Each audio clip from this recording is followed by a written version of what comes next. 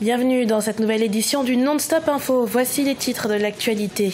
Grève générale des cheminots ce jeudi en Tunisie. Principale revendication des agents de la SNCFT, l'amélioration de leurs conditions de travail, mais aussi l'intégration de la Société des travaux de chemin de fer au sein de leur compagnie. Le président soudanais Omar el-Béchir, au pouvoir depuis 1989, briguera-t-il un troisième mandat? L'opposition soudanaise est vent debout contre cette éventuelle candidature qui va à l'encontre de la Constitution de 2005. Et au Sénégal se tient jusqu'à ce 11 août le tournoi national des jeunes. Plus de 400 jeunes sont attendus à Dakar pour cette compétition de basketball parrainée par l'international sénégalais Gorgui Sy Dieng. Mais avant de développer ces titres, les résultats de la présidentielle sont désormais connus au Mali. Le président Ibrahim Boubacar Keïta est réélu pour un nouveau quinquennat. Selon les dernières informations, il a obtenu plus de 67% des voix face à Soumaïla Cissé, qui a quant à lui été crédité de 32,83%. Le chef de l'opposition, qui avant même la proclamation des résultats, les contestait. Cette victoire va non sans rappeler le second tour de la présidentielle de 2013 qui opposait déjà les deux hommes et dont le président Ibrahim Boubacar Keïta en est sorti victorieux. Les résultats de cette élection doivent à présent être validés par la Cour constitutionnelle. Les agents de la Société nationale des chemins de fer tunisiens durcissent le ton. À l'appel de la commission administrative de la Fédération générale des chemins de fer, ils doivent observer une grève générale ce jeudi. En cause, le blocage de la ligne 13 reliant Sfax à Tozeur, qui est par ailleurs à l'origine de plusieurs de leurs requêtes, dont l'amélioration des conditions de travail des cheminots. Villanodin. Grève générale des cheminots en Tunisie. Les agents de la SNCFT observent ce jeudi 16 août une grève à l'appel de la commission administrative de la Fédération des chemins de fer. La centrale syndicale revendique notamment l'amélioration des conditions de travail des employés. Ce sont des revendications totalement justifié. Mais si le syndicat ne veut pas sortir de son approche revendicative pure et simple, et si le gouvernement ne veut pas proposer un plan d'action négociable, améliorable, crédible et surtout adaptable par la population, nous n'allons pas sortir de l'auberge. Les cheminots tunisiens et les passagers dénoncent des problèmes de matériel, des trains non conformes et des rails non entretenus. Au début du mois d'août 2018, la Fédération générale des chemins de fer de Tunisie s'était entretenue avec le ministère du Transport. Cette réunion avait permis aux deux entités de s'accorder sur certains points, dont celui de la reprise partielle de la ligne ferroviaire numéro 13. Nous avons un dialogue de sourds. Et celui qui paye, c'est le public tunisien, c'est-à-dire les femmes et les hommes de Tunisie, qui jour après jour voient la valeur de leur devise chuter, le pouvoir d'achat de la population diminuer. Pour Mabrouk Fatima, le secrétaire général du syndicat sectoriel de la SNCFT à Gafsa, la société risque de faire faillite. 40% de ses recettes proviennent du transport de phosphate sur la ligne 13. Face à la détérioration des conditions de trajet ferroviaire, les Tunisiens se tournent vers d'autres moyens de transport. Et sachez que la grève des agents de la Société nationale des chemins de fer tunisiens, prévue pour ce jeudi 16 août, a finalement été reportée au 6 septembre prochain par la compagnie. Un report qui intervient suite à une réunion de négociation entre la direction de la société et la partie syndicale. Arrivé au pouvoir en 1989, le président soudanais Omar el-Béchir pourrait briguer un troisième mandat, une éventuelle candidature qui pourrait être à l'origine d'un bras de fer entre l'opposition et sa formation, le Parti du Congrès national, qui entend bien soutenir sa candidature, bien qu'elle aille à l'encontre de la Constitution de 2005, limitant le nombre de mandats à 2. On fait le point avec Zahara Mohamed Moutou. Le chef de l'État soudanais pourrait de nouveau briguer un nouveau mandat. Son parti a choisi son candidat pour la prochaine élection présidentielle et le choix s'est porté sur le président Omar el-Béchir, 74 ans à la tête du pays depuis 1989. Nous avons décidé d'engager les démarches nécessaires pour lui permettre de se présenter à la présidentielle de 2020. 30 ans au pouvoir et un nouveau mandat se profile pour le président Omar el-Béchir, alors que la Constitution de 2005 limite à 2 le nombre de mandats présidentiels. Le choix du Congrès national pose la question d'une possible révision de cette constitution. Indignée, l'opposition n'a pas tardé à réagir. Monsieur al-Bashir maintient le Soudan dans le manche de fer.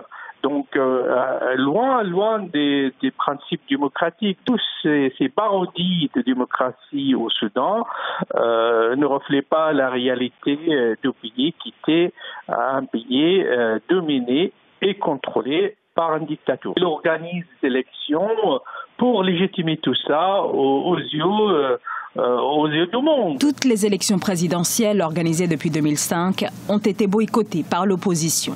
Des scrutins contestés remportés à chaque fois par le président Omar el-Béchir. Président toujours sous le coup d'un mandat d'arrêt de la Cour pénale internationale pour crimes de guerre et crimes contre l'humanité. Les autorités explorent de nouvelles pistes pour la production d'électricité au Tchad, à l'image des générateurs à gaz récemment acquis par le pays.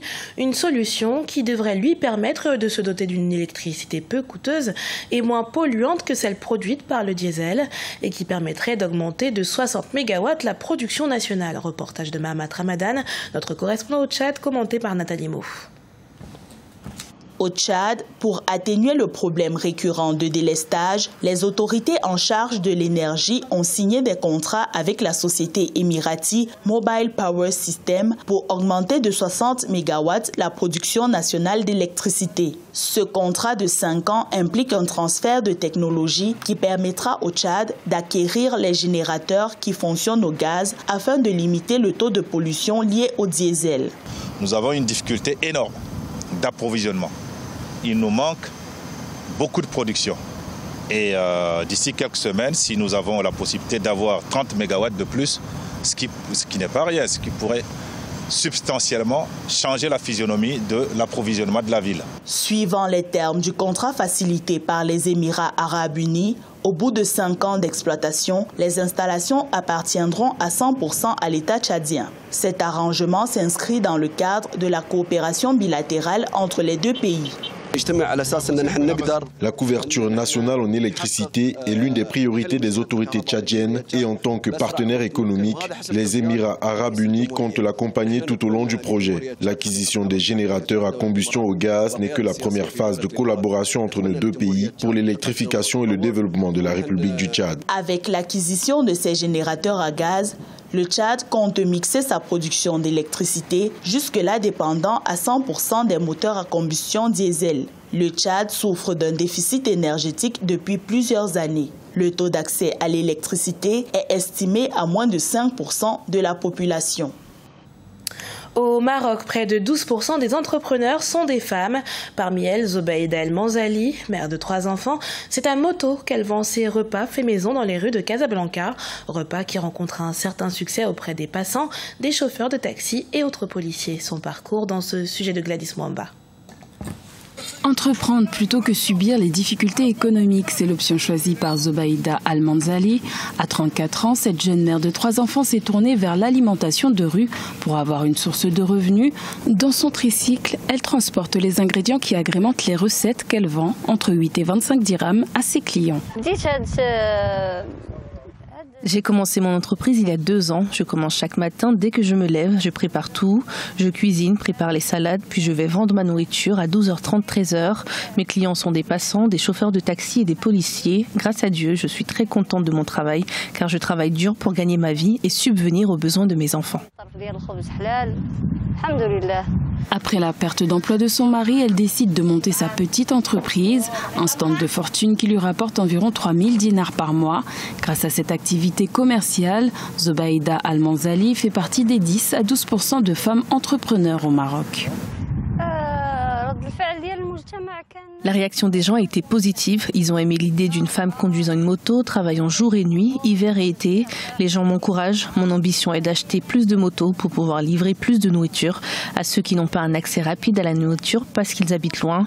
Je veux aussi embaucher d'autres jeunes pour travailler avec moi. C'est ce que je souhaite faire.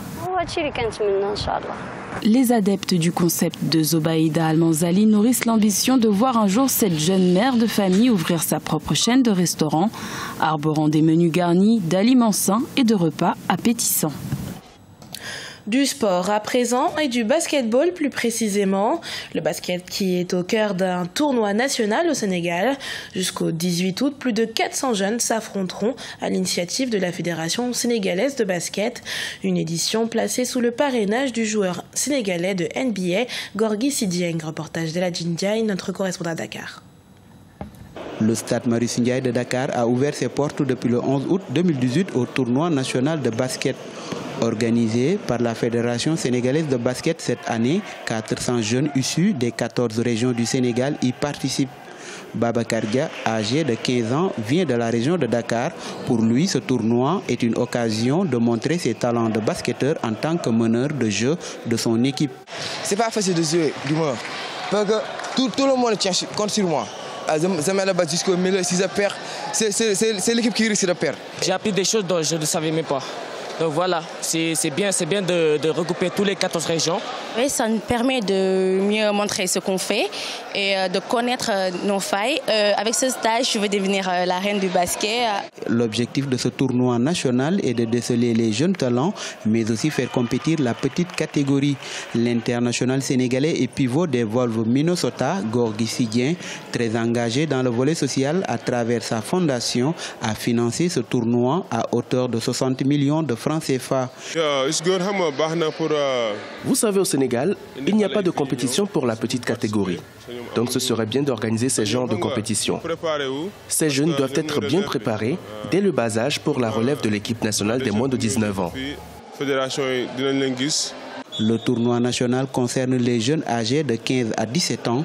Il prendra fin samedi 18 août 2018. Ce journal a été préparé par l'ensemble de la rédaction. Merci pour votre fidélité. Dans un instant, une nouvelle édition de l'actualité sur Africa 24.